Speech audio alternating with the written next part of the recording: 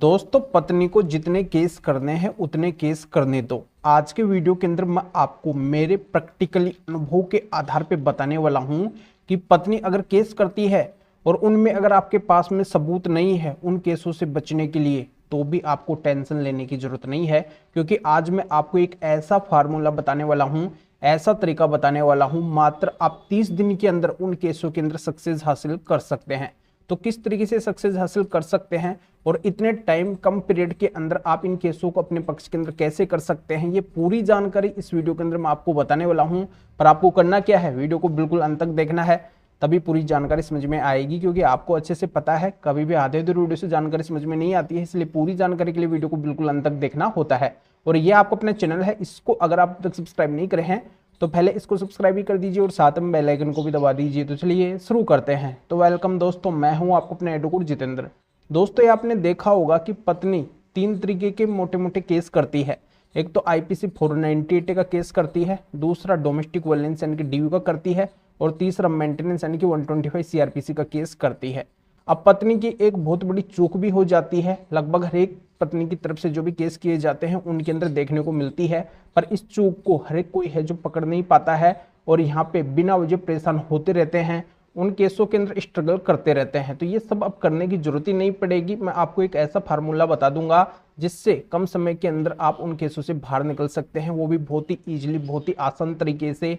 अगर आपके पास में एविडेंस भी नहीं है यानी कि सबूत भी नहीं है, तब भी आपका ये काम पॉसिबल है, संभव है, हो जाएगा। पर ये कैसे होगा, ये जानकारी मैं आपको इस वीडियो के अंदर बताऊंगा, इसलिए आपको अंत तक वीडियो के अंदर बने रहना है। दोस्तों, आए दिन मेरे पास में बहुत से पति लोगों के ये भी सवाल आते रहते हैं कि सर हमारे पास में पत्नी के खिलाफ कोई भी सबूत नहीं है, हमें पता नहीं था कि पत्नी हमारे ऊपर केस कर देगी, इस वजह से हम पत्नी के खिलाफ कोई सबूत बना ही नहीं पाए हैं। तो ऐसी वजह के अंदर हम इन केसों को कैसे जीत पाएंगे?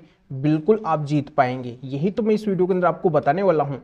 देखो, आपको क्या करना है कि पत्नी जितने भी केस करती है उन केसों के अंदर सबसे बड़ी चीज आपको ये देखनी है कि पत्नी ने हर केस के अंदर कौन कौन सी बातें लिखवाई है। अब आपको उनमें अलग अलग बातें भी देखनी है। कई जगह पे पत्नी क्या करती है कि अलग अलग बातें भी लिखवा देती है, यानी कि अलग अलग केसों में अलग अलग बातें भी लिखवा देती है। जैसे टाइम, डेट, पैलेस वगैरह अलग अलग लिखवा देती है, घटना और एलिगेशन अलग अलग लिखवा देती है। तो आपको यही देखना है कि पत्नी के द्वारा जो भी केस किए गए हैं उनके अंदर पत्नी ने अलग अलग बातें लिखवाई है क्या।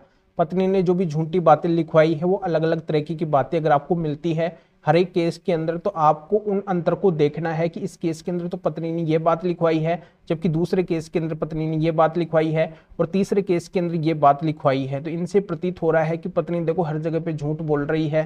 तो पत्नी हर केस के अंदर एक जैसी बातें नहीं लिखवाती है, अलग अलग बातें लिखवाती है। तो उन बातों को आपको पकड़ना है और उन्हीं बातों को आपको कोर्ट के अंदर रखना है जहां पे आपका केस चल रहा है, पत्नी ने आपके ऊपर केस किया है। और जो डिफरेंट डिफरेंट बातें हैं, अलग अलग बातें हैं, उनके जो एविडेंस है यानी कि जो पत्नी ने ये बातें लिखवाई है उनको आपको कोर्ट के सामने रखना है।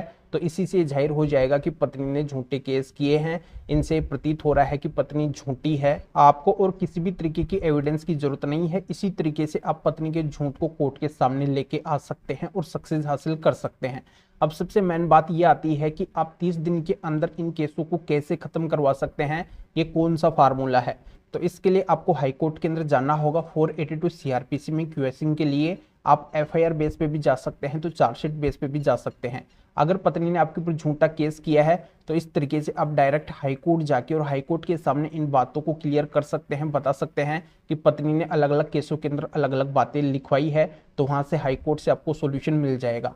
अगर आप अच्छा एडवोकेट हाई कोर्ट के अंदर खड़ा करते हैं और वो एडवोकेट साहब अगर आपकी तरफ से हाई कोर्ट के अंदर मजबूती से बात रखते हैं, तो पॉसिबिलिटी है कि 1 हियरिंग के अंदर ही आपको हाई कोर्ट से सोल्यूशन मिल जाएगा, यानी कि 30 दिन के टाइम पीरियड के अंदर आपको केस का रिजल्ट मिल जाएगा। अब दूसरी बात ये आती है कि आपके ऊपर जो केस हुआ है वो ऐसा है कि उसकी क्वेश्चन के लिए आप हाई कोर्ट के अंदर नहीं जा सकते हैं, या फिर जो केस हुआ है उसकी क्वेश्चन के लिए आप हाई कोर्ट के अंदर नहीं जा रहे हैं। तो ऐसी एवज के अंदर जो केस आपका ट्रायल कोर्ट के अंदर चल रहा है, तो उसको आपको स्पीडी ट्रायल के अंदर करवाना है कि वो केस जल्दी से जल्दी खत्म हो। तो इसके लिए आपको हाई कोर्ट के अंदर जाके उस केस का रेफरेंस देना है, उस कोर्ट का रेफरेंस देना है कि इस संबंधित कोर्ट के अंदर आपका मामला चल रहा है और बहुत डिले चल रहा है, बहुत पेंडिंग में है, बहुत समय हो चुका है, पर ये कोर्ट जल्दी रिजल्ट नहीं दे पा रही है। तो हाई कोर्ट से आपको उस कोर्ट को डायरेक्शन करवाना है स्पीडी ट्रायल के लिए, तो हाई कोर्ट क्या करेगी, उस कोर्ट को डायरेक्शन दे देगी, एक टाइम पीरियड बांध देगी कि इतने टाइम पीरियड के अंदर आपको इस केस को हर हाल के अंदर खत्म करना है।